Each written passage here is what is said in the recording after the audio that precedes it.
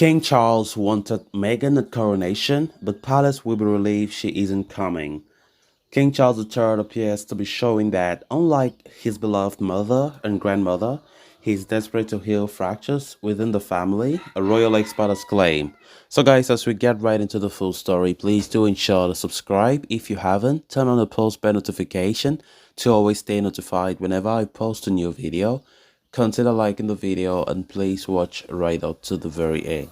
King Charles's approach to family rift seems to be the one of healing. According to a royal author, commentator Ian Lloyd noted how, over the past few months, the sovereign appears to have tried to build bridges with relatives wherever possible. Over Christmas, we quite remember Mr. Lloyd pointed out Charles invited Sarah Ferguson, Prince Andrew's former wife, to join the family for festivities in Sandringham.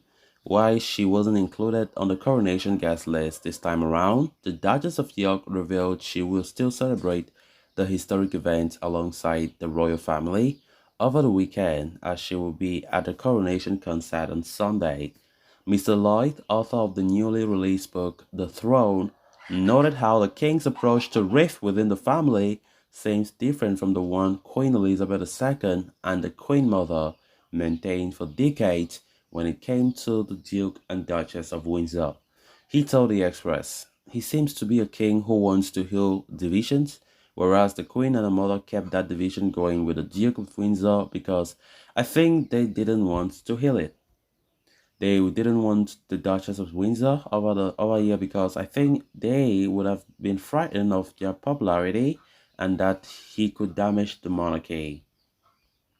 The Queen Mother reportedly never forgave the Duke of Windsor, whose abdication to marry American socialite Wallis Simpson abruptly put her husband King George IV on the throne. After King Edward VIII renounced his title and the throne, he relocated to Paris, where he married a U.S. citizen in the same year his brother was crowned.